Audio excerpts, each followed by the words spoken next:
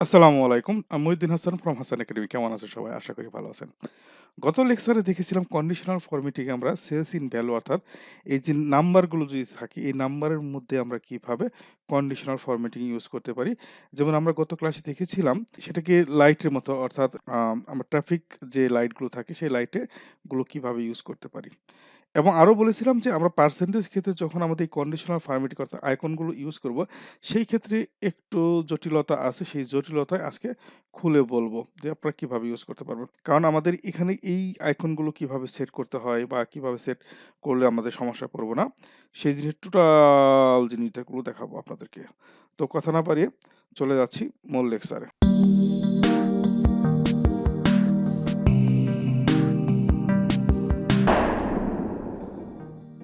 তো আমরা যে কথাটা বলতেছিলাম, আমরা আজকে কিভাবে এই জিনিসটা করতে পারি যে আমরা কিভাবে এই অ্যারো গুলো এড করতে পারি। সেটা আমার অ্যারো হতে পারে বা যেকোনো আমাদের ইন্ডিকেটর হতে পারে আমাদের এই কন্ডিশনাল ফরম্যাটিং আইকন।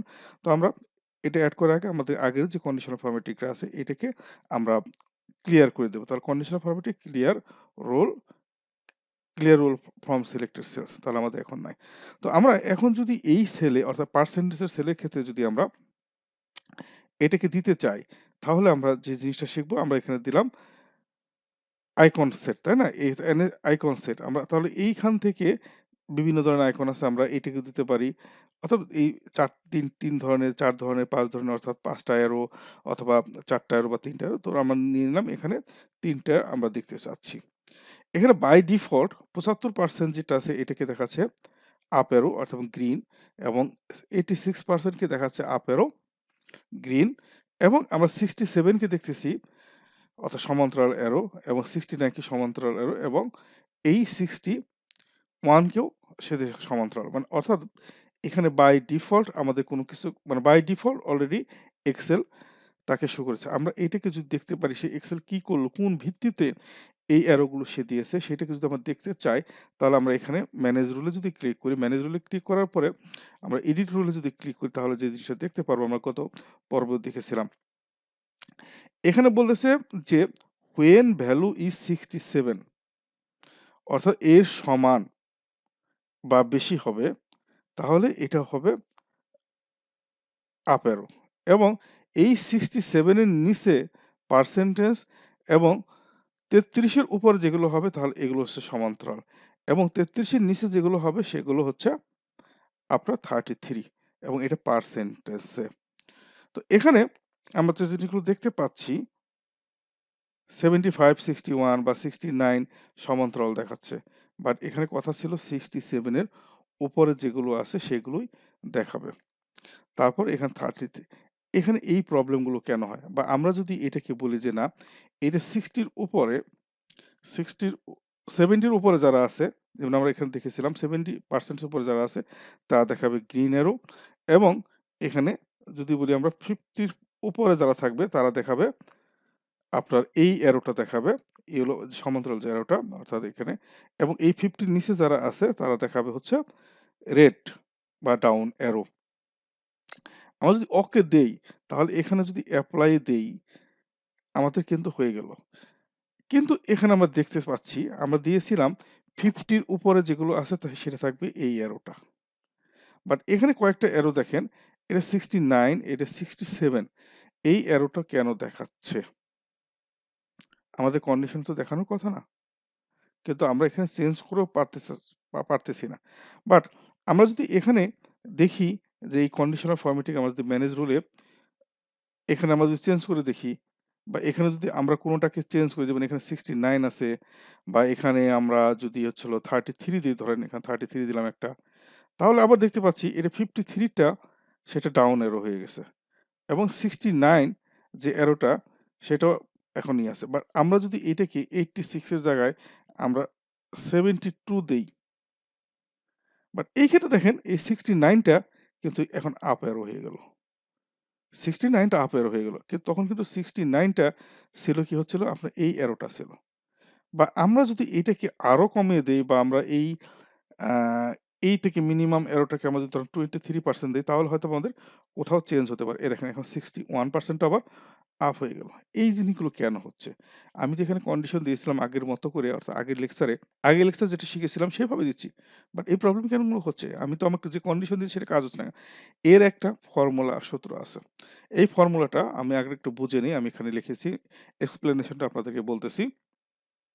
যে বাই ডিফল্ট আমরা শুরুতে দেখতেছিলাম এখানে 67% এটাকে দেখায় এবং লোয়েস্ট ভ্যালু দেখা হলো 33%, অর্থাৎ হাইয়েস্ট ভ্যালু অটোমেটিক ক্যালকুলেট করে 67% এবং অটোমেটিক ভ্যালু এটা ক্রিয়েট করে নেয়। এই ফর্মুলাটা হচ্ছে এই পার্সেন্টেজ ক্ষেত্রে যে সূত্রটা আমাদের ইউজ করা হয় পার্সেন্টেজ মিনিমাম ভ্যালু, অর্থাৎ ওখানে যে মিনিমাম যে জিনিসটা থাকবে যোগ আমি যেটাকে কন্ডিশন দিব সেইটা যেমন 67 হাইস্ট দিই আমরা যদি 70 দেই 70, তাহলে ম্যাক্সিমাম যে ভ্যালুটা থাকবে minus minimum value equal to যেটা আসবে সেটাই। যেমন আমরা এটাকে যদি ব্যাখ্যা করি অ্যাজ পার আমাদের ওই রুলসে অনুযায়ী, তাহলে ইকুয়াল টু আমরা কি বলেছিলাম?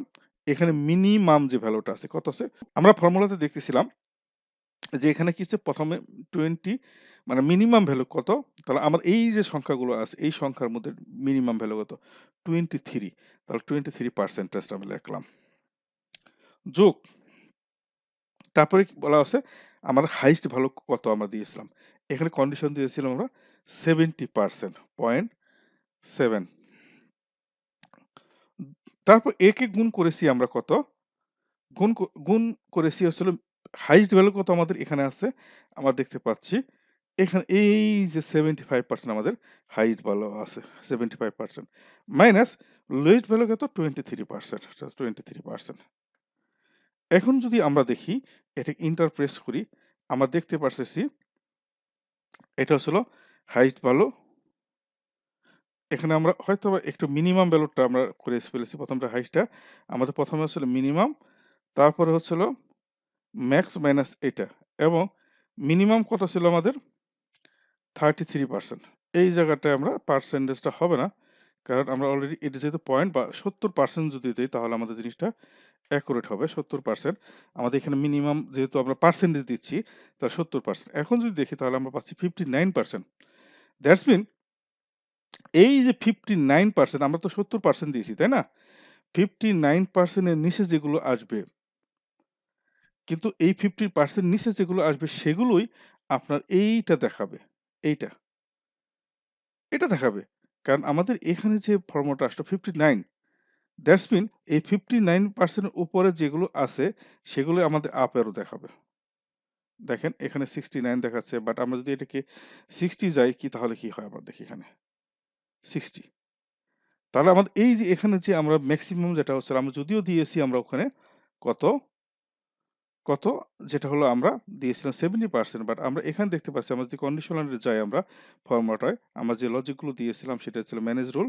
ম্যানেজ রুলে যদি ক্লিক করি যদিও আমাদের এখানে এডিট রুলে কি ছিল আমাদের? আমরা ৭০ বলেছিলাম। বাট এখানে কিন্তু সে কি করতেছে? 69 এও 69 এবং 61 এও আপ অ্যারো দিয়েছে। কারণ এইখানে 59% এর উপরে সে এই জিনিসগুলো কাজ করতেছে। আবার এখানে আমরা দিয়েছিলাম মিনিমাম ভ্যালু অর্থাৎ এই যে মিডল যেটা থাকবে 50 ক্ষেত্রে, সেই ক্ষেত্রে কিন্তু সে হচ্ছে 53 কে দিচ্ছে। বাট এখানে যদি এই 59 বা এর উপরে দেই তাহলে সেগুলো কিন্তু হবে না। অর্থাৎ আমরা এই 50 র নিচে যদি দেই আমরা 49 দেখি আমরা কি হয় তাহলে? 49 আমাদের নিবে। কারণ আমাদের 33 এর নিচে আমাদের 49 এ নিবে। 49 এ নেবে এবং আমাদের মিনিমাম ভ্যালু কত তাহলে দেখি। এই মিনিমাম ভ্যালুটা আমরা ফর্মুলাটা যদি দেখি আমরা মিনিমাম 23% যোগ আমরা কত বলেছি মিনিমাম? আমরা একটু যাই আবার একটু ফর্মুলা লজিকটা দেখে আসি এখানে। আমরা মিনিমাম বলেছিলাম এখানে কত? যদিও লেকচারটা একটু পেছানো হচ্ছে কিন্তু আপনারা এই জিনিসটা ভালো করে বুঝতে হবে।